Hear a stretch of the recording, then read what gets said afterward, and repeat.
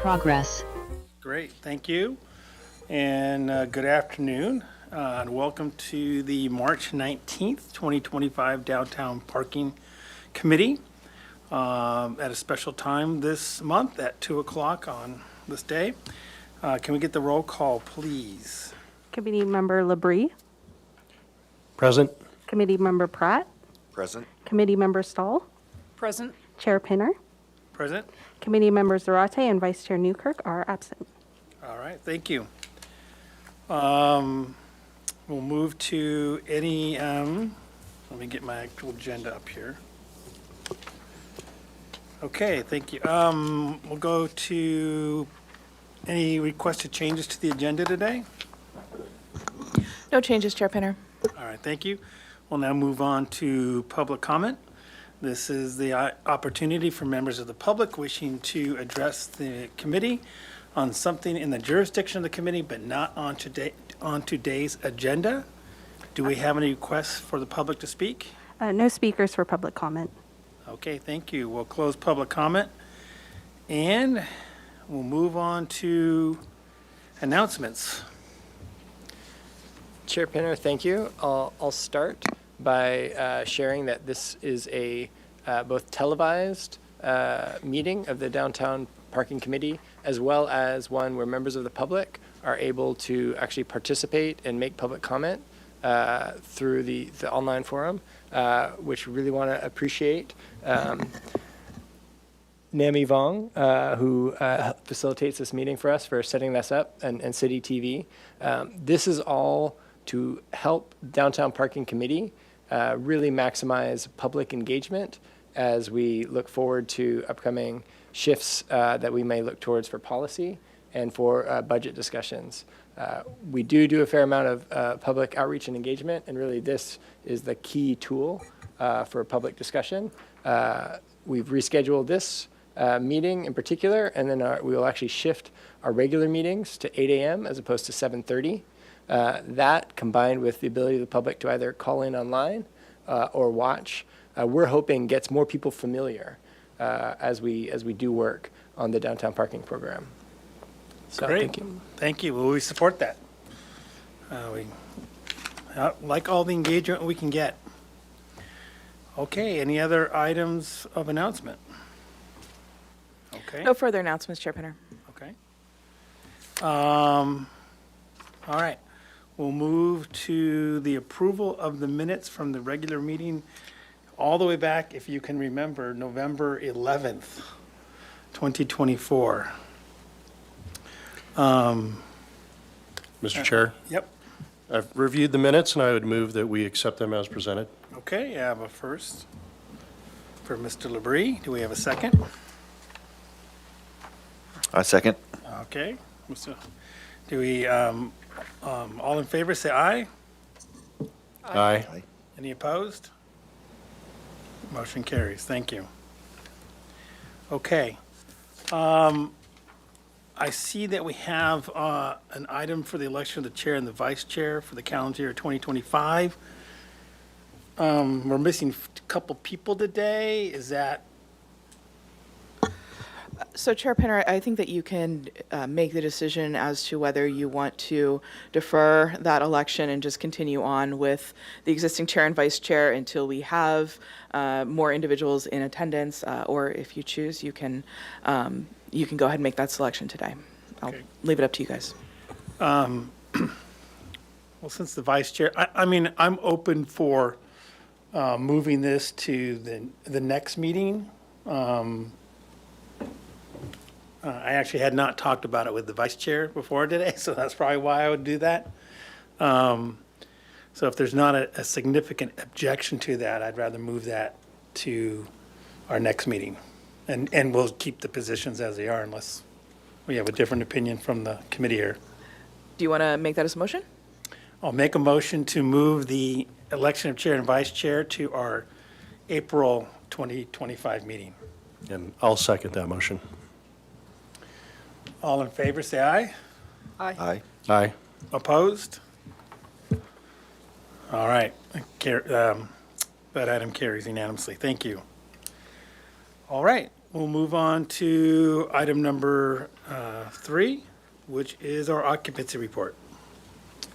Mr. Chair, I'd like to welcome Ethan Pitney, who will run us through our occupancy. And I really want to appreciate the work that he's done, not just to bring out the historic occupancy reports that we've seen, kind of lot by lot, but also help us see the generalized post-pandemic trend of where we are, and then some of the positive hints that we're seeing in terms of trends just year over year. So there's a lot of detail in this report. There's a lot of detail in this report, and we'll look forward to your questions, and it'll really help inform our next agenda item for the budget discussion thereafter. Great, thank you. I have to fight the urge to say good morning. Good afternoon, committee members. My name's Ethan, and I'm going to be giving you an update on occupancy through the first half of fiscal year 2025.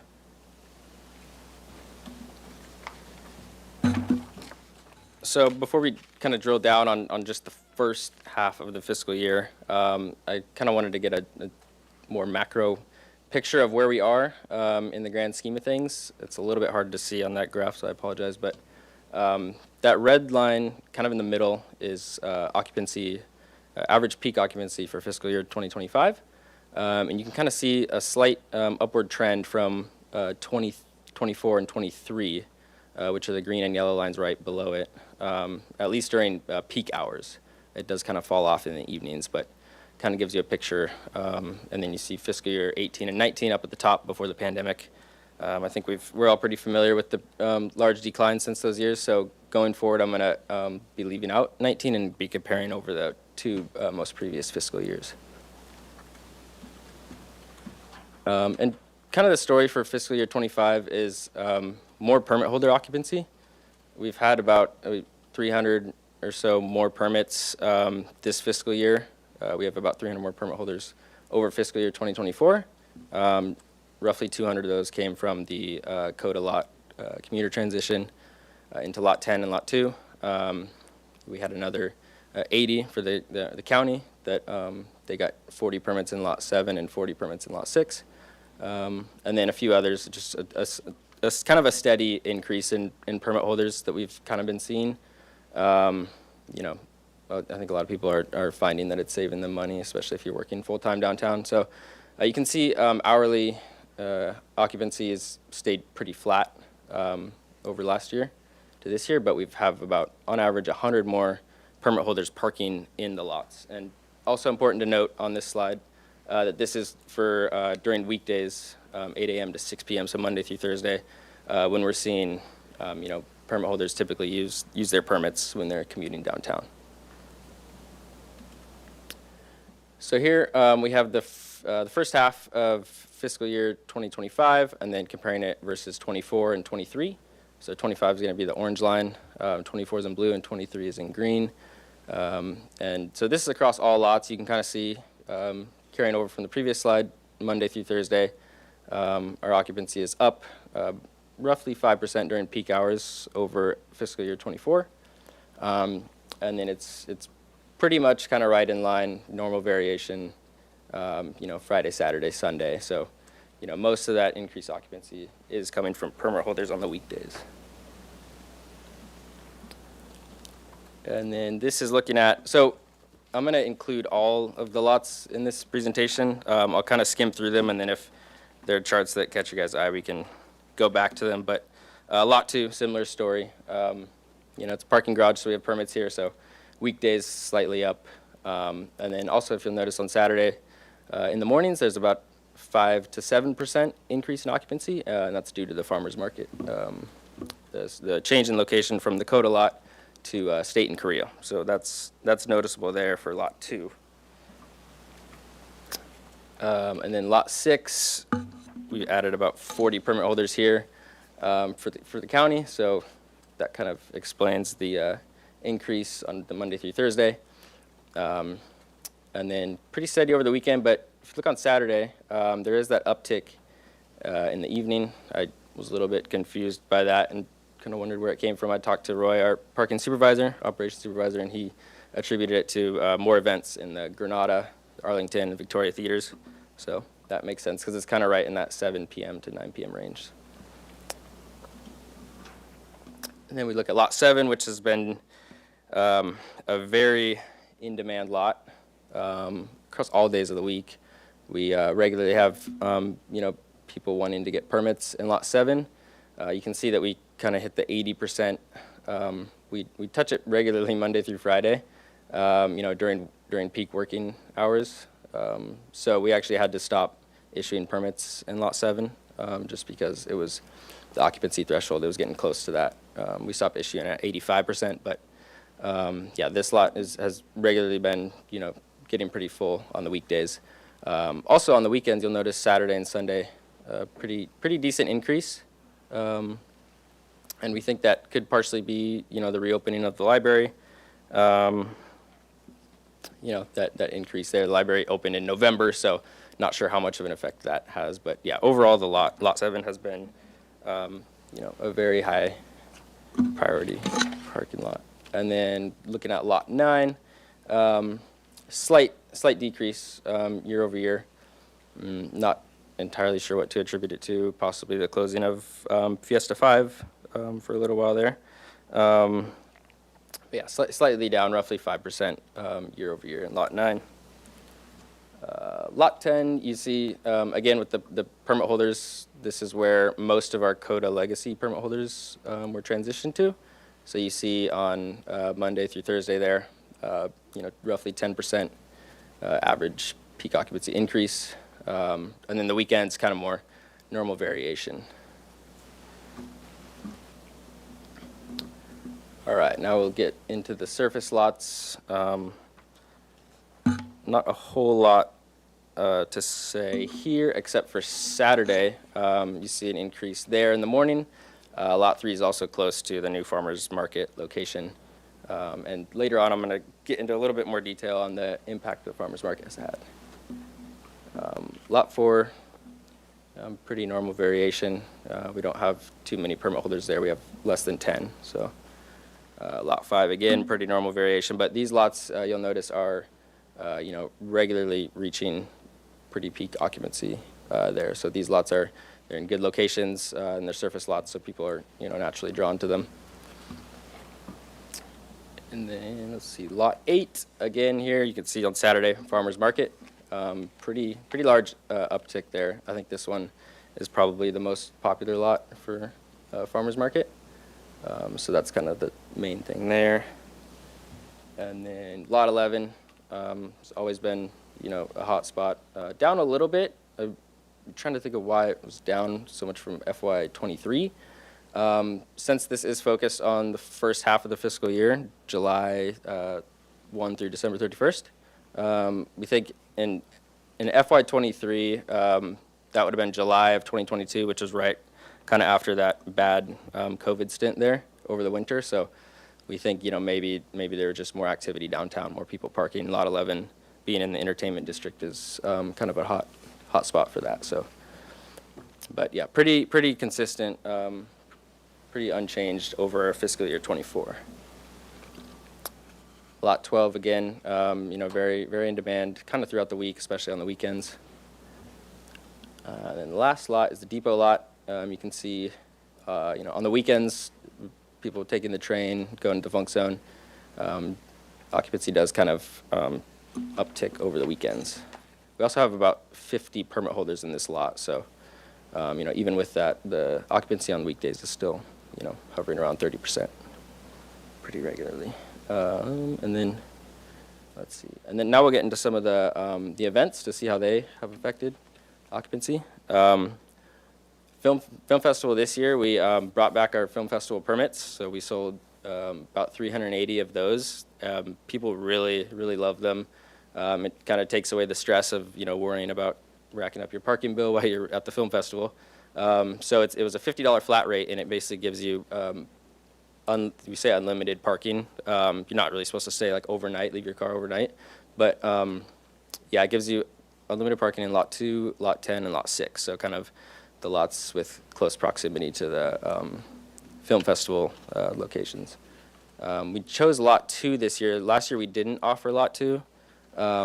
We chose it this year just because lot 9 always gets pretty full, and lot 2 has a lot of capacity, and it's only a block away. So we figured, if you want to save money and get the cheaper option, probably won't mind walking a block. But we also saw Lot 9 had very high occupancy too during that, which I will go to right now. You can see here, still very high occupancy during the film festival. Also, this time frame is just during the film festival week for those years. So, between February 4th and 7th to February 15th and 17th, it's usually about 11 days long. So, If I could ask a question. Yeah. Sorry. We don't know that they're permit holders, it's just cars in that lot. Or were you able to differentiate? we can. This data just says the lot. Yeah, unfortunately, I don't have that data right now. That would have been really cool to see, and I actually, I want to try to, I know we can pull that data. We can look at the types of, if they're short-term hourly parkers or if they're permit holders, because, yeah, those film festival permits would show up as a permit. All right, thank you. Yep. Yeah. Let's see, did I have one other thing? How's that? Okay, and then next, wanted to look at the farmer's market, how that change in location has affected occupancy. You can see Lot 2 and Lot 9, the two structure lots closest to the new location. The orange lines there are the first and second week of it after it moved, and the blue lines are when it was in the Coda lot. So you can see pretty large uptick in occupancy in Lot 2. Lot 9, not quite as much, but then you'll see the same thing in especially Lot 3 and Lot 8, where people are, preferring those surface lots. Pretty large increase in occupancy, almost 60% at some time periods. So, and I also brought some more data on that too. Things like revenue during the farmers market. So, farmers market goes from 8 to 1. During that time, having the farmers market down there, we've seen about nearly doubling in revenue during that time. So, for example, on the 21st of September, that time period when it was in the Coda lot, so just normal parking conditions for these 4 lots, made about $1,000 in revenue.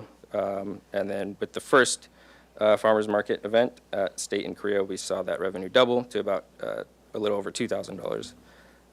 Revenue per vehicle was slightly down, just because we had, quite a few free parkers that were getting out within 75 minutes. I have all the numbers on that too, if you guys are curious about it. But yeah, pretty large jump in revenue, and definitely see a increased usage in those 4 lots that are closest to the farmers market. And then the last slide here, just kind of showing the trend of free versus paid hourly transactions over the last 7 years, actually 8 years. And this data is the full fiscal year for 2018 through 2024. And then for 2025, I just used through the first half of the year. So looking back, there's not too much variation from the first half to the second half. So you can roughly double it, and kind of that's where you'll end up. It does vary slightly.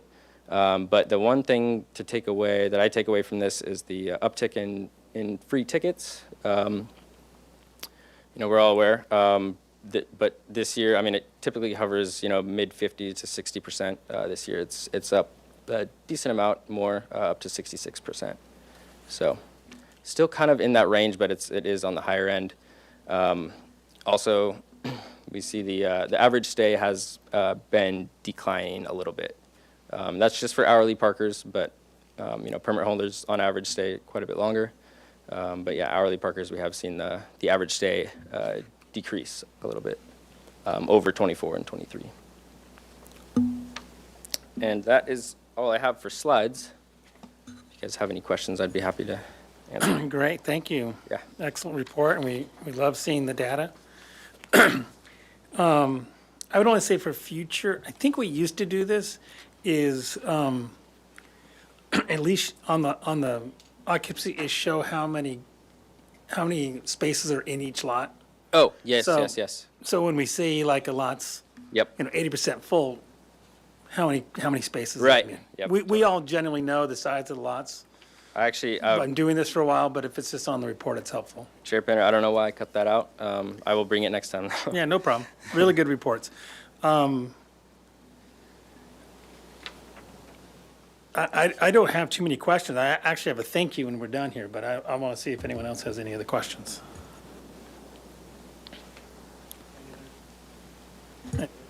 Any other questions from committee?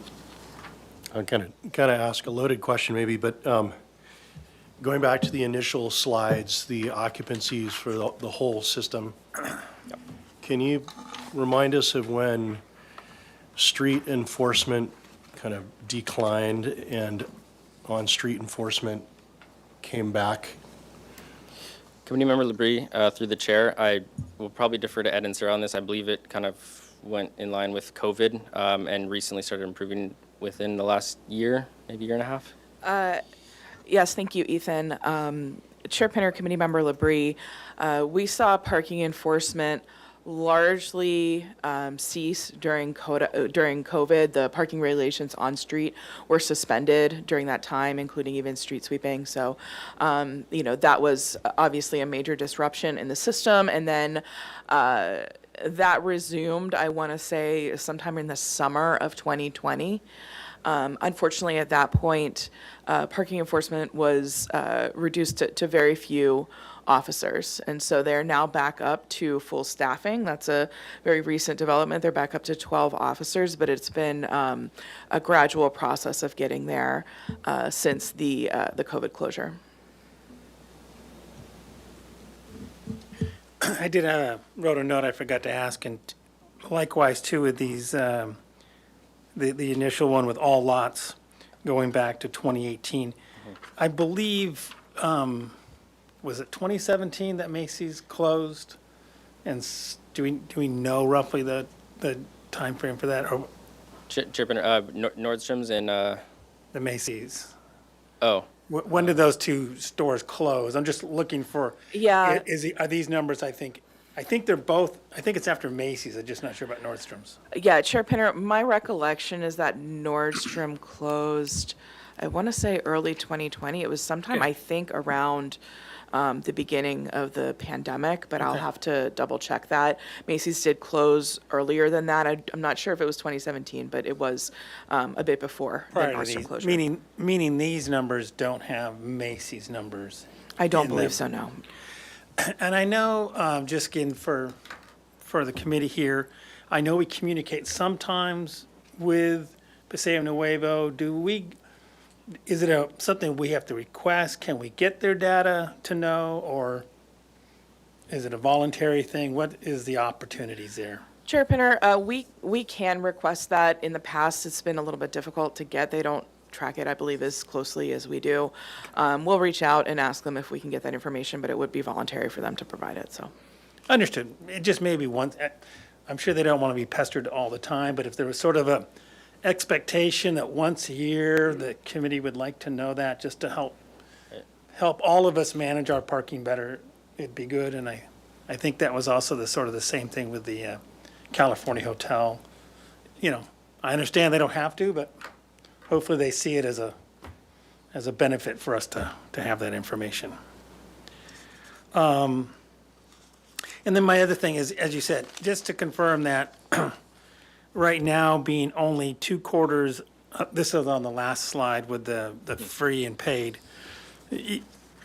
Traditionally, we would just double that to get us to, so we'd be at 16, so we'd be at about 3.2 Chair if we Penner, double it. It does vary by a few percentage points. I mean, typically the second half with spring and summer, there is, a little bit more parking demand. But yeah, generally you can kind of eyeball it and see that we are going to most likely finish ahead of last year in terms of total tickets. Well, I think what's important to note about that is, it would be the first time since COVID that we've gotten back. It would be the highest number since COVID. 2019, we had 3.8 million transactions, and we'd probably be around 3.2, maybe a little more than 3.2. So for the first time having a 3 in front of the number since 2019 is a 5, 6 years. positive trend, I would say. I wanted to give a thank you to Ethan. I know there were a couple events that happened in the last, there was an economic forecast and some other things with the downtown CBID requesting information to understand parking. These other groups are interested in parking, the businesses and the organizations trying to do things and help downtown. And you did a great job providing some of this same data that you're putting here today. And I just want to say thank you for doing that. And the more that, as you say, the constituents can hear about what's happening with parking and understand it more often is great. So thank you very much for doing that. Thank you, Appreciate Chair. it. Appreciate it. Yes, thank you. I'll open up the item for public comment. Chair Pinner, there are no speakers for public comment. Thank you. It's always good to have the past chair here to remind me when I miss public comment. Thank you. All right, if there's nothing more on occupancy reports, we'll move on to the next item, which is the big one, the budget. Thank you, Chair Pinner. We'll shift to the budget presentation. Thank you, Sarah. This will be the first draft to present to you all of this fiscal year. It's actually a 2-year budget cycle that we're embarking on. The last budget was a mid-year or mid-cycle update. And I want to start off with kind of fundamentals. We are in a budget deficit that we are working very hard to address. There's a lot of underlying factors here. I could say, in a sense, we knew going in, thinking about our reserves for some years, that we're in a somewhat fragile state as a downtown parking fund, and the pandemic kind of broke some of the key kind of financial for us. So really, the post-pandemic occupancy levels that we just discussed in occupancy being down effectively 18%, overall as a system, is very difficult to recover from. Of course, downtown parking, the fund traditionally supported non-parking expenses for the downtown. I want to allude a little bit to some of the structural issues that we face. You see this pie chart. This is just a real simple version of all of the parking assets that we manage and the potential income, be it in kind or earned revenue. Hourly revenue is really our major funding source, and then our second biggest funding source that exists right now is monthly parking, and then the third would probably be the PBIA assessment. But when you look overall, the value of the courtesy period basically mirrors that of the value of our paid hourly overall. And similarly, the value of just the core block of downtown on-street spaces then mirror that one time again. So just when you think about all of the different parking that is used of the people who come downtown, we really only have about a quarter of the folks who are using downtown paying into the system. And that's one of the challenges when we think about how we price the system. Because effectively, people do choose other options, and they modify their behavior based on how we structure our rates and how we structure our system. So we looked really kind of big picture in the last budget cycle update, and really we want to in this budget presentation look at small tune-ups that we can do. How can we optimize using our system without really changing our system, just to help bring in sufficient revenue and manage expenses so that we can balance a budget and really gear ourselves up for kind of bigger retuning that we might do in the future years. So we're really focused on fiscal year 2026 to tune up our budget to try to land closer to a balanced budget. And then we can give ourselves a little breathing room to think about future issues, but give ourselves time to do that. So how do we do that now? Well, this is really significant. There's been a lot of internal discussion for how State Street Promenade maintenance expenses, which include a lot of things from landscaping to street sweeping to janitorial, so all the pressure washing, and a lot of our rounds with hourly staff. We can transfer that to a general fund, and effectively that's a key element that takes pressure off of sort of the financial burden of the parking fund. So that is something that's very much happening. We have the ability to pause some of the major capital projects so that we don't have too significant of a capital funding burden in this next year. And then we can look at a few different things that we can tune up in terms of our revenue that will help us just bring in slightly more revenue to help close that gap. So let's talk about what those are. And if we look kind of on a table here, there's our base budget, our status quo. Those base budget numbers were really high. Those are based on some prior carryover that included on-street parking rates from prior budgets, which we did not pursue. So our status quo is more realistic. And then based on kind of our operating mode, our existing operations, and then how can we tune that? So one, you see immediately, we can transition downtown to downtown services. So this is the State Street Promenade, and this is something that is an ongoing process. So this isn't final yet, but that shift is generally a direction that there's a lot of favor towards and significantly helps us to balance the 2026 budget. We can pause the capital expenditures. So we can basically save $300,000 for next year's budget by just remanaging our 5-year CIP plan to take off pressure on next year. We also have a significant year this year. And we can also sort of tune up, just like we're thinking about occupancy, how we manage some of the lots and some of our kind of trickier kind of administrative issues. And that gets us pretty close to a balanced budget. There's some finer tuning to be done still that we do believe could get us to a balanced budget for FY26. Give us some room to start doing some longer term planning and do that public engagement that we need to really make a longer term plan for downtown parking that honors what this community really wants out of the system. This is the capital that I mentioned that we can pause. So what we would really focus on is actually this structures and facilities assessment update. This is what tells us the state of our existing infrastructure, what repairs are going to be needed, and rough estimates for what those are going to cost. This is really going to help us as we have aging, especially parking garages and other infrastructure, to financially forecast and plan for our capital needs in the next few years. So we've actually put that forward. We maintain our access control. That's part of the CIP. That's just an annual cost. And then we are obviously do have a facility maintenance annual repair program. Constantly things come up for our system that we need to address. So that's kind of a core fund to allow us to address various emergent needs for baseline maintenance of our facilities. And then we can move more off in FY27. We have the potential to do a smaller, anyway, we're still honing all of these. So as I mentioned, all of that for pausing capital spending.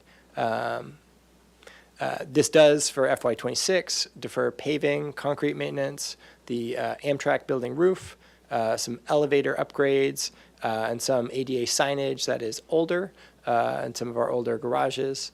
And again, but this gets us into a much better position for the FY26 budget. Now, how do we tune things up? You all know we don't really run it in our occupancy report, but we do. Downtown Parking manages the Helena lot. And as you may recall, going back to efforts from prior years, we actually had tried to run the Helena lot just like the waterfront with a pay-on-foot station. There were some logistical issues, both technical and sort of city policy that kept us from easily effectuating that. That has not yet been brought online, and we have a plan to bring that online just like the waterfront. That would be significant also to help us for planning for future changes for our access control, and also thinking about smaller lots. This would be basically smaller than all of our other lots and not have a gate. So that's how this is the odd duck, if that makes sense. The courtesy period. Municipal code does not allow people to abuse the courtesy period. And really, the courtesy period is something that is extended once per day, but our system can't really manage that. And we have ways, and we've actually looked at abuse of the courtesy period, and it can be significant. The abuse of the courtesy period, in some cases, there are people using the courtesy period 6 times a day, right? It doesn't make sense, and simply without being draconian, we can implement existing technology in our existing revenue control system that will prevent that and help address some of the 75-minute shuffle issues. They'll actually close some of the gaps where, obviously, if somebody's shuffling their car on the regular, they're avoiding paying for parking.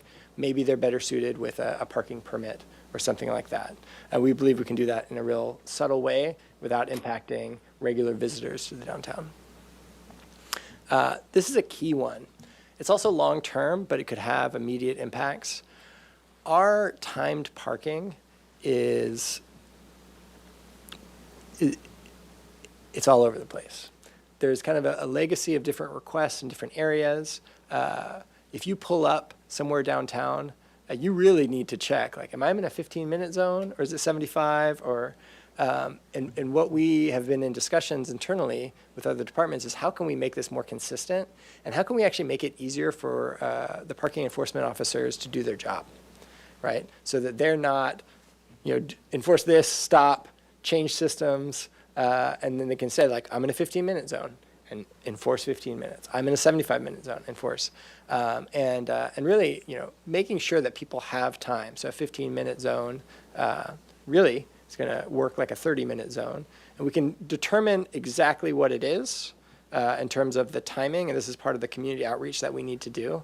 But simply by making it consistent, we can make it much easier to enforce. We also can reduce some of the clutter in terms of posts that are on especially the side streets.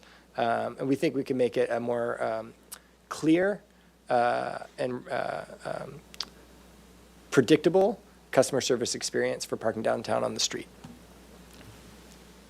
Now, when we talk about the 75-minute shuffle, we're also really interested to make it affordable for people to park downtown, right?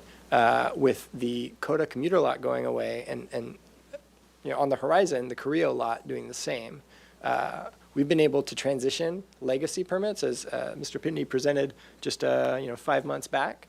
And we actually really want to find a way to bring back that type of pricing into our system, especially as you're looking at our lower occupancy lots. So we want to pilot a discounted employee permit for the Ortega garage.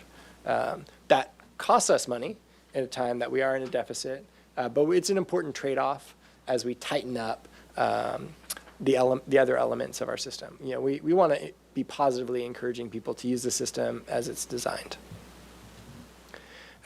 We also, we have a 24/7 parking permit, and we are thinking about downtown resident needs.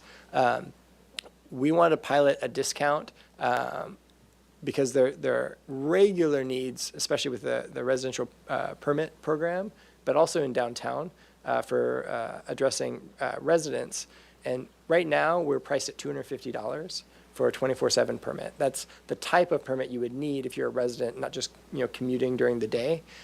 So we want to price that just in that same Ortega garage to $125 a month.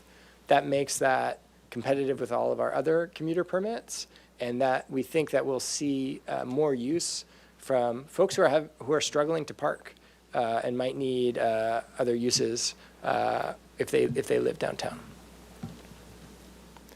So I can come back to the overall, but this is how we start to get to a balanced budget for FY26 And this is the beginning of a public outreach process for these ideas as we continue to map out the best way to tune up our system.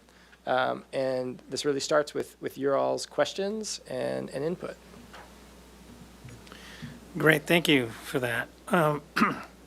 In the Helena lot, just to clarify, if it's like a waterfront lot, there's no free period there. Is it pay, minute one? Chair Pinner, yes, there is no courtesy period in that lot, or there would not be if we moved to a price parking model there. So right now, it is just a 90-minute time limit, so that would move over into a priced model. And theoretically, then right now, it's being monitored by PD, so it's 90 minutes or a ticket, or no ticket and a longer period of time, switching back to, you should be paying. And will it still be PD, though, going through and enforcing that, or something else? Chair Pinner, that's a really good question. As you noted, PD currently is doing the enforcement. We actually have some statistics. Did you bring those? If you'd like to see, we've taken a look at kind of what the occupancy is, and this, we feel obviously parking in the funk zone is at a premium.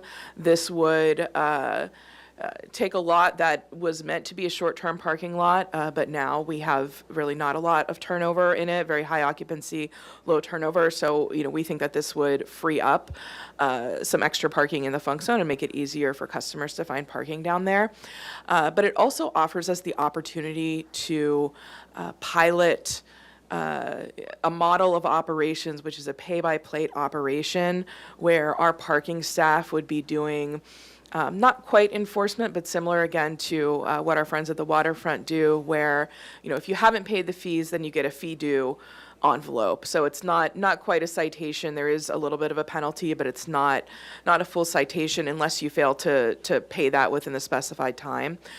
So this really gives us a good opportunity to kind of test out that operational model to see whether or not, looking to the future, we might want to move to something like that, for example, in our surface lots downtown. So, this is kind of a trial, and I'll let Ed share a little bit if you're interested about what we're seeing currently in the Helena lot. Sure, that'd be great.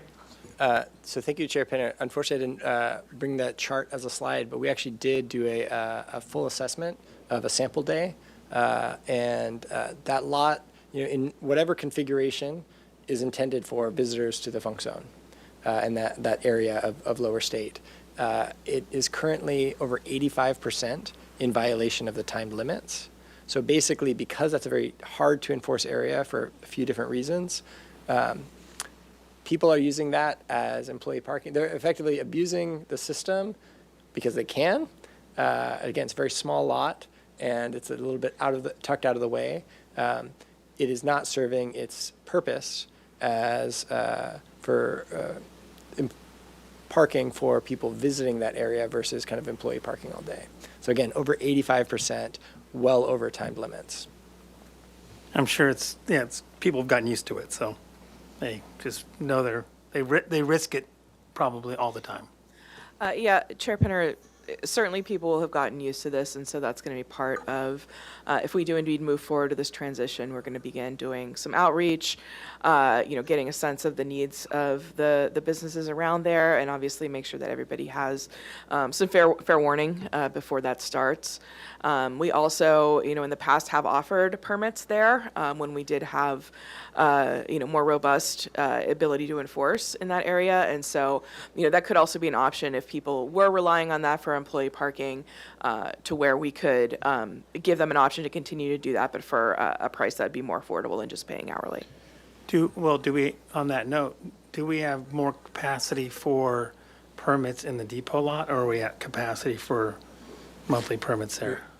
Chair Pinner, we do have capacity in that parking lot, yes. So that might, if that's not that far, it is a little farther a walk, but it's similar area. So if people have been used to it and they're really looking for an opportunity for that employee parking.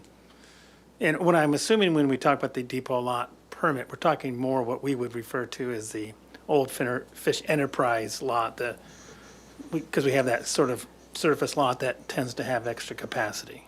So the depot lot and our occupancy measurements of the depot lot include the whole thing. So Right. we incorporated the fish lot into, so it's kind of one big parking lot with little nodes. So your permit is good in any of the spaces. Yeah, I guess I didn't mean to say that's where they have to park, but recognizing we grew the size of that lot it used to be just a 90-minute, almost like street parking, and it became part of the lot system, which gave us that opportunity to have more capacity and offer these permits.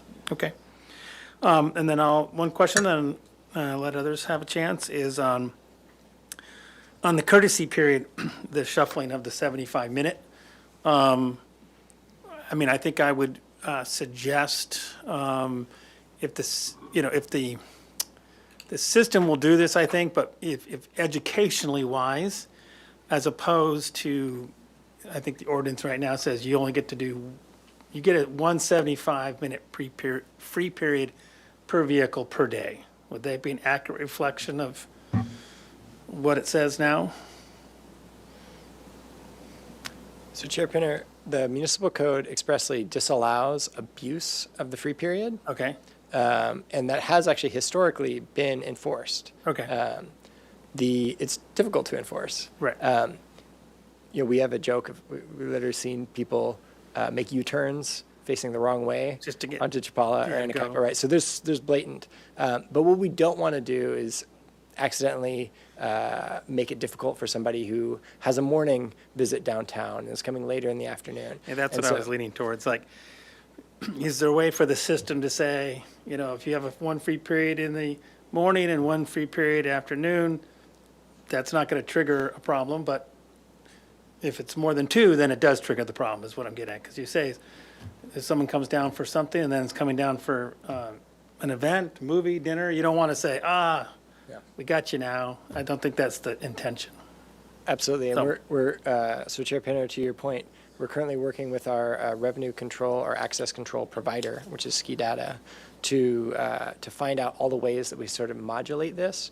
So can we provide a free period in the morning and then the afternoon? Can we make sure that if you hit 2 free periods, you cap out? Can we make it that each lot has its own? So if you're going from one spot downtown to another. But again, the point here is, like you say, kind of educationally, we're trying to address the use of the 75-minute shuffle. And if people need to be parking all day, we want to make that affordable for them. Got it. Okay, other members of the committee, questions? Mr. LaBrie? Yes, thank you, Mr. Chair. And just kind of a process clarification. We're still asking questions about the presentation, and then I assume you'll go to public comment. And then is it staff's intention that we would discuss this material over several meetings in anticipation of, give me a date when we're looking to kind of affirm our direction? Chair Pinner, Committee Member LaBrie, that's a really good question. Thank you. So per usual, council is scheduled to adopt the budget in June. Prior to that, I believe scheduled throughout May, but I don't have the exact schedule handy, will be ongoing budget discussions and deliberations. So that's really when it is going to be kind of heard by City Council.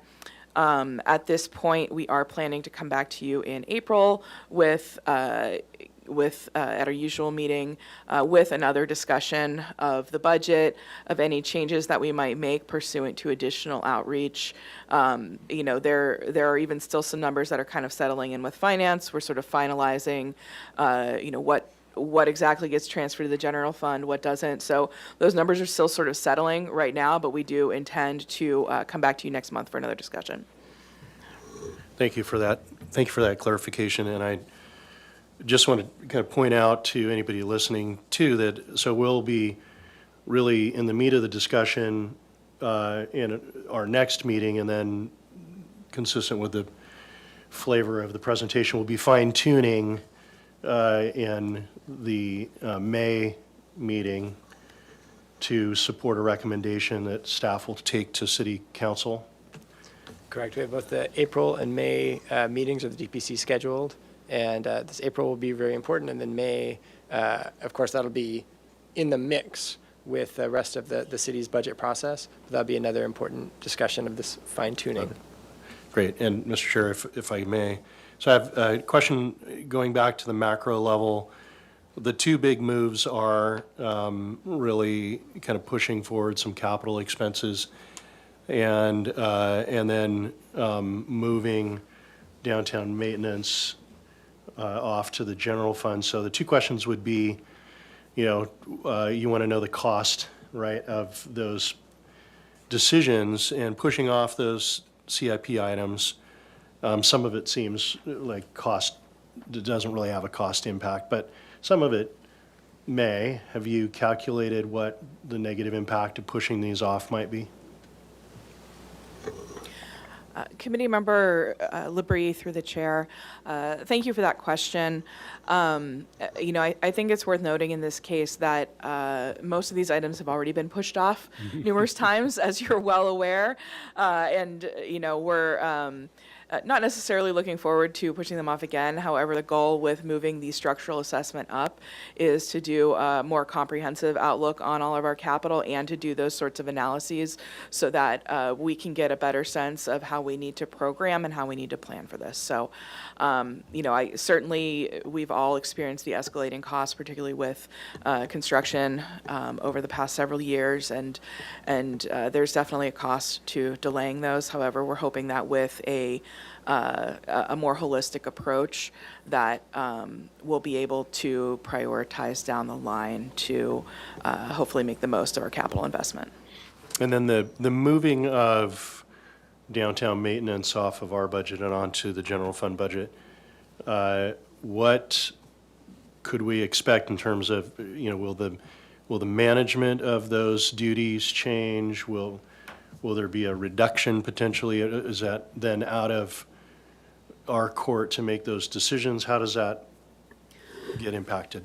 Committee Member Labrie, downtown and downtown services remain a very high priority for the city, particularly with the formation of the new CBID. The city is committed to not reducing its service levels in the downtown area. So at this point, we are planning to move forward with the same level of service that we have been providing, and it would be managed in a similar way. We would just have a new accounting behind it. So. Thank you, Mr. Chair. I don't have any other questions at this time. I have a follow-up question, though, to Mr. Labrie there. Just to clarify, on the page that was called Scheduled Capital, that's the green one, is that is capital that we are planning to spend? It's not showing capital that we are foregoing. Does my question make sense? Chair Pinner, correct. The FY26 and FY27 are capital projects that are slated for this fiscal years. And still scheduled to be slated in this coming budget. Yes.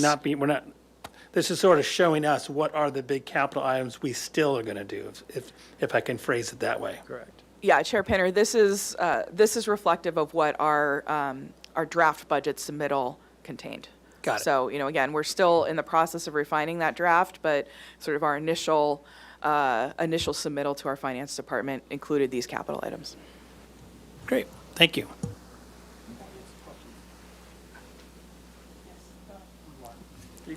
Thank you, Chair. So in terms of capturing potential revenue, like at the Helena lot, looking at the previous presentation again, I'm wondering how consistent staffing is at these lots. So for example, lots like 11 closes on a Saturday night at nearly 100% occupancy and then opens up around 25 on Sunday morning. Not knowing the end here and how many cars that actually is that like staffed until 11 and then again in the morning, or some of those like people paying when they leave at night? Just so I understand what I'm looking at correctly. Chair Pinner, Committee Member Stahl, I'll attempt to answer that question, and I'll look to our fearless leader, Sarah Clark, to also chime in. So this is one of those kind of policy areas where we are managing a portfolio, but also so to your question of 11 o'clock, for the safety of our employees, right, we effectively shut down all lots at that time. So we are currently in a hybrid system where we do remotely monitor lots that are partially automated, that generally is in the mornings, and then in the evenings we sort of close out. There is the ability, however, it's not a functional ability now to charge for vehicles that remain in the lots at exit. So this is effectively what we call like our yellow slips, but it's sort of a legacy and it's not practical. That is something that we have not effectively, and working very carefully with our finance department to maintain, and so it's no longer a current practice. So what you're pointing to is another example. There are numerous outside of what we just presented, sort of fine-tuning opportunities where simply using existing policies where we can fully recoup revenue for our lots. Because if somebody does wait till the end of the lot being open, they effectively are not paying into the system. So you bring up a very good point. However, this is why, as we shift to and embark on this journey of access and revenue control, is really significant because we have to think about operating safely, operating with a really high level of customer service, and certainly making sure that we're not leaving opportunity on the table for stabilizing our fund. So you point out a very important example of that, which I like to call our yellows. We have another example like our pinks, people who are not able to pay at exit. And then our collection rate. We really are working hard to maximize our collection rate for people who leave without paying. This is part of running a enterprise fund and a business through the city. And Committee Member Stahl, I just want to add on, because that's a really good observation that you made. And historically, sort of pre-pandemic, we actually staffed our lots on Friday and Saturday nights until about 2 o'clock in the morning. So this is actually a bit of a change since the pandemic for us to pull that back to a bit of an earlier close. And this is really the one lot where it kind of makes a difference. In other parking lots, the cost benefit just sort of isn't there. There's not enough vehicles left at that point to make it worth paying somebody to be there. As Ed notes, this is sort of one of the little cracks in our system that we're hoping to sort of plug up eventually, hopefully with, as we look forward to a technology upgrade, maybe something that can enable us to kind of close that loop, to have like a closed system now, whereas now we have, the system is open overnight. But, keeping in mind, in the past, one of the reasons we haven't necessarily charged overnight is because we don't want people to drive home when they're intoxicated. And so particularly for Lot 11, which supports the entertainment district, the ability to leave a vehicle without having to worry about racking up large parking fees is sort of a safety measure as well. And so that's something we want to consider as we move forward and we kind of look to how can we tweak that. But you're right, there's likely revenue there that we could be picking up. Any other questions on that? Nope? Okay. One other question, and then we'll move to public comment. An observation on the enhanced enforcement of the time for the lots, or the time for the streets, excuse me. Is, other than the zero blocks currently have some 15, some 75-minute now. And I guess I'm trying to say, is 90, where you show the 90 minutes breaking at, can't read the street, Santa Barbara Street and De La Vina, is it already 90? Is that how it's set now? Chair Pinner, in those areas that are sort of the colored areas that are beyond Santa Barbara Street and De La Vina Street, right now those are permanent parking areas. Not every street has a timed parking restriction. In fact, most of them don't. But where they are 90 minutes right now. In the area between Santa Barbara Street and De La Vina Street and State Street, that's where we kind of have a mix. There's, some of it's 75, some of it's 90, some of it's 15, and that's really what we're looking to streamline, so. Okay. And is it the intention to add more 90-minute, or just where it is 90-minute, it's going to stay? Or is there a plan to be more consistent, like for the next 2 blocks, either way, it's 90-minute, or what's the thought there? Chair Pinner, to your question, what's really the most important to us is at the core Okay. having that consistency. And that consistency is not set. So, we put this together when we started this discussion. We've already gotten feedback about how can we make sure that people who are using those zero blocks to park are not overly rushing, right? How do we make sure they have enough time to do whatever pickup or errand they have to have? And in many cases, 15 minutes is not sufficient. What we're trying to do here is to make consistency that allows for enforcement, because every time a parking enforcement officer has to sort of switch, it adds a complication and it slows them down, and basically it makes our enforcement less effective. In terms of this, we're not trying to significantly add 90-minute. We're not trying to change the system more than have it be more consistent, and this is certainly going to be consistent based on the input that we get from all the stakeholders as to what best serves them. The 15-minute parking that exists is to maximize customer turnover. That's why it exists, right? Our goal is economic vitality of the downtown, and this is part and parcel of that. Perfect, great. Let's do this. Let's open up public comment on this item. Do we have any public speakers online? Chair Pinner, no speakers for public comment. Okay, great. Thank you. We'll close public comment. So I'm just going to come back and I'm going to focus on what I think is one of the, I'll call it the exciting part of it. I mean, what we were just talking about, the enhanced enforcement, I think is an excellent idea. And I like the idea of trying to make it more consistent for the enforcement team, PD, to handle better. So if you've got your first zero blocks at 15 minutes, they can do that loop a couple times, why then they go out to the outer loop and do those less often. And it, as you say, switching back and forth. I'm interested to hear how we would anticipate handling, like, though, Anacapa, Chapala. Because we have somewhat of a mishmash of green zones and on those as well. So is there a thought of eliminating green zones and making them 75-minute or more green zones? So I don't think you should just be thinking east-west. I think you should be thinking maybe the box somehow, and talking with PD about that, because they might have some ideas that this would work a lot better, So, Anacapa going down, maybe that's a 15-minute zone. I don't know. And Chapala coming up might be a 15-minute zone in that sort of box, because those streets are also mostly very close to parking garages. There's usually a fairly decent option, but when you get beyond that, you start getting pretty good distance away from garages. So we've talked before, I think enforcement is probably one of our most important things to help us when we're talking budget, to get us to utilization of the lots, is making the option of not successfully evading a ticket is an important goal, but I like the clarity that this might bring.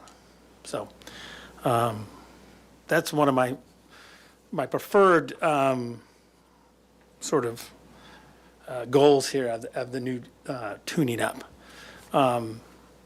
Before others say, I want to just also say, last year we went forth with a significantly larger budget changes. I mean, like a system change. This was like, and I would say the process, the feedback was, don't change so much, right?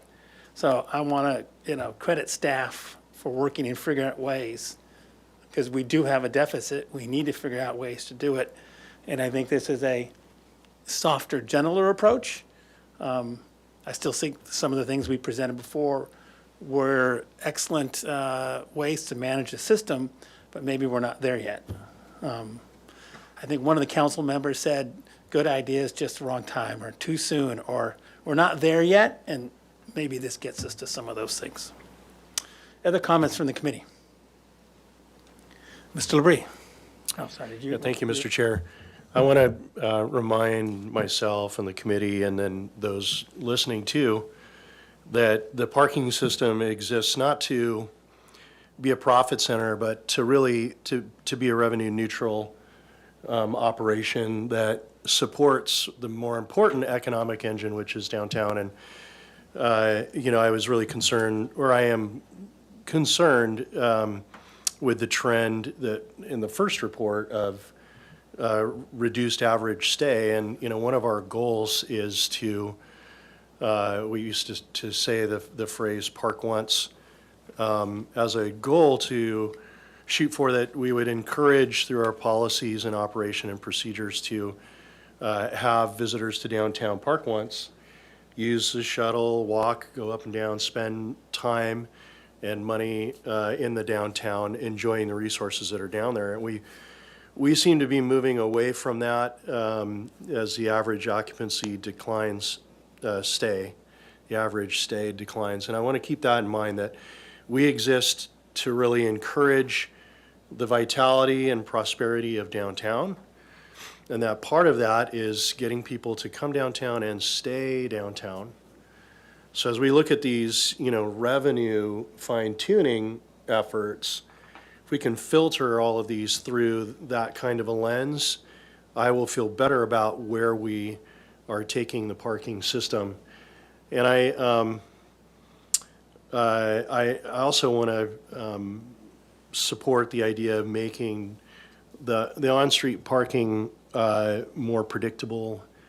I think that's great, and thinking about the zero blocks differently than the 100, 200, 300 blocks east and west is good. I agree with Mr. Pinner on thinking about the north-south on-street parking. I like to reserve some other comments for the moment. Mr. Pratt, you had some comments. I just also want to thank Committee Member Labrie for reminding us, and maybe anyone who's watching that it was not aware of that. That's always a good reminder. I just wanted to make a quick comment that as we've seen in recent years, no matter how much we explain or inform people, public perception when you see changes might not always be positive. So to always, anything that we are changing, always, I appreciate you guys adding in here elements that look like additions, positive additions like the employee and residential elements. I think as parking habits evolve and change, we should also evolve and change how we see the usages of our lots, and including more affordable options for employees and residents. I just say kudos to. Great, thank you. I probably should have asked this before. Question on the pilot for the residential 24/7 discount. I think I heard you say, and I'm just clarifying, it is just for the Ortega garage is where we're looking to have that? Good. I apologize. Chair Pinner, we would be doing that for all of our 24/7 permits across the board. So it's not just the Ortega garage? That's correct. We want to, we've had these permits for quite a while, and it's something that, we get asked about a lot, particularly as developments are proposed or coming online that are providing less parking or in some cases no parking. However, we haven't seen a whole ton of uptake on that. And so, as we start to see, we know that downtown is really priority one for adding housing for the city and for densification in order to revitalize the city. And in order to do that, people who choose to have cars are going to need places to put them. And so we want to try to mitigate any impacts that may come from that to the surrounding residential neighborhoods by giving people a more attractive option to park in the parking lots. Mr. Labrie? Yeah, follow up on that. Just can you remind us how the permits work? Is that a card, a sticker, a LPR? Committee Member Labrie, it is primarily LPR with a proximity card also as backup. So we'll have your license plate in the system associated with your permit number. If for some reason it doesn't read, you will have a card that you can scan, but when all goes according to plan, you just drive in, drive out. And just to follow up, if the system would allow, I would encourage us to think about supporting residential parking in the shoulder or off-peak hours, but being careful not to create a new problem of people storing their cars all day long and not spending a whole lot of time or money downtown. So we could just think about how we use those incentives. Like, I like the idea of encouraging, I think about somebody, so I pay full boat. I don't have a permit, right?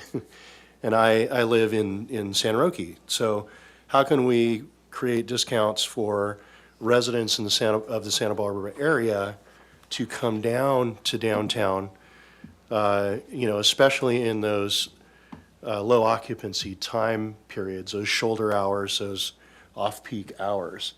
And so, when you're done with work, do you go out to Goleta for your fun, or do you want to come downtown for your fun? For your culture, for your food, right? So I encourage us to think about that. Yeah, as a follow-up to that, I think we've talked before about the idea, where our technology goes to, but like LPR, you may envision a system someday that can be more price elasticity, that, pricing during the day is one and pricing at night as your car comes in after hours, or if you've prepaid into the system, you get to have so many hours and you get double the hours at nighttime. There's all kinds of ways with LPR we could to entertain that. I think we've talked about that a lot of time to make that, a viable way of bringing folks downtown, as opposed to, hey, it's the same price at daytime as it is at nighttime. There's no difference right now. And it would be interesting to have those options as we look at that. And I did want to, I noticed Mr. Pratt reminded us, we have this on our table. Is this just for us? This is a copy of the proposed budget? Is that something you wanted to? Chair Pinner, given that we're televised for this presentation and that the typical format that you all see, Right. we want to just include that. This is the exact same numbers as the summary table Okay. that we presented. Okay, so just backup data for us. Thank you. I also did want to thank and sort of note the significant change. I mean, of all the things for tune-up / tweaking, is the shift to moving the economic responsibility of the maintenance for downtown Santa Barbara away from downtown parking. I mean, that's far and away the biggest whack at the change there. And I think that goes a lot to the discussion of the enterprise zone and what are our core responsibilities, and should that be a parking obligation? And I think rightly so. And as I've mentioned before, the spirit of Mr. Williams, a prior committee member who would adamantly pound his fist to say that has nothing to do with parking. Why are we dealing with it? So, in his spirit, I think that's an excellent direction, and important to what Mr. Labrie is saying about getting to cost neutral for our system and to engage. Again, our goal is not to be profitable. Our goal is to just make sure we cover the costs, have enough capital to keep the lots, in good shape, but have people come downtown and visit all the businesses. That's the end goal. And I think that shift is probably the biggest to help us get there, at least at this point. So, any other questions or I shouldn't say questions, any other comments for staff? So one question, re-signing this, redistributing and the timed parking limits on street. What does that process look like? And then I think we looked at a cost to do that was, in the hundreds of thousands of dollars. And I don't know if that's, that particular item is wonderful, but there's some costs associated. So what's that look like? Chair Pinner, Committee Member Labrie, that's a great question. Everything has a cost. It's important to note that the downtown parking program manages all the curb throughout the city. So, for example, when we need to add red zones, for example, like curb tipping, sometimes people overly park into someone's driveway, right? If you need to get your driveway red tipped because you have people blocking your driveway, our team helps with that, right? And there's a system that's actually built into our fee structure to help recoup costs for that. In terms of the downtown, we've already been sort of mapping out. We've already mapped all of our curb. There's actually a weekly meeting that covers any changes to curb and to signage. We have one of our in-house staff members, who's our traffic technician, participates in that and is planning that. The two-part answer is that we can do a lot by not doing it all at once and incorporating this with maintenance of repainting for the curb that is necessary because it is worn. And the second part is this does have costs, but we're going to consider, and that's part of why we're not trying to accurately price each of these items on the menu at this point. Right? There's a cost to being able to implement. There's also staff time to being able to implement. What's great about all of these kind of tune-up solutions is that they'll continue to pay year after year in terms of achieving the behaviors that we want, both for economic vitality and for stabilizing the system's revenue. The year one is a lot less than actually the out years. So we believe that would still be a net positive. It might mean it's not all implemented in year one. So there might be, for example, some key priority areas for consistency that we can achieve in year one and then over year two, year three. Mr. Chair, just one follow-up, maybe a question to staff. Are there any pieces of this in particular that we haven't given you any color on that you would like more feedback from the committee on? Yeah. Chair Pinner, Community Member Labrie, I'll say I would love to hear a little bit more. I'm hearing two different comments from the chair and from Committee Member Stahl of items that you could say are off menu, this kind of tune-up. I'd like to encourage more of that. We're listing kind of the most significant elements that we know that we can tune up. We're actually looking at a number of others. So in terms of lost revenue, and in terms of actually, you alluded to, Chair Pinner, prepaid cards and prepaid discounts. That's on our budget. That's a significant item. I think we're in the $65,000 or something of that range for prepaid cards, and our system is actually relatively clunky. There's more that we can do with that. We're obviously looking horizon for overall access control and technology system replacement, what that can do and what the industry standard is, but also even short term with our existing provider. I'll give you an example. There are businesses that would cover parking for employees, but that's sporadic, that they might not want to be at at a monthly renewed employee permit. There's opportunities to do locals discounts through prepaid. And really, it all comes down to how do we reduce friction for people who are using downtown? So you're mentioning paying full freight, right? Well, if there's a prepaid discount for a known use where you can basically have an authorized charge that makes that very easy, a business could authorize using our existing prepay system and fee schedule. Right, so we're really looking to maximize all that. So I would just say in terms of what we've received some feedback on everything that we've presented thus far, and I just want to invite today, at our next meeting, and in all the public discussions that we have, no idea is too crazy. I literally have a clipboard outside my office that says craziest idea wins. We really want people to be thinking creatively about all the different options that might be possible for how we maximize the system and make everything, especially hopefully too, a customer service win. Great, thank you. I will add something to this. Is there any, on the list, what's the status? And I don't know if we forget revenues on the ambassador program. Is that a pass-through still, or? Yeah, Chair Pinner, so that That program is going to move over just into this new sort of general funded pot of money. So, previously it was a pass-through, so the general fund would give us revenue that we would book would give us money that we would book as revenue, and then we would spend it out as an expenditure.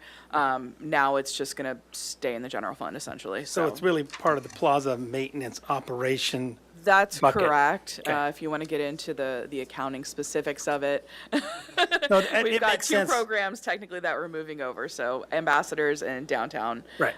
Maintenance. And that connects with the numbers that I see there. Okay, that's good. Thank you very much for doing what you guys are working on doing to try to get our budget in line. And we thank you for that. We hope we give you enough feedback to go forth.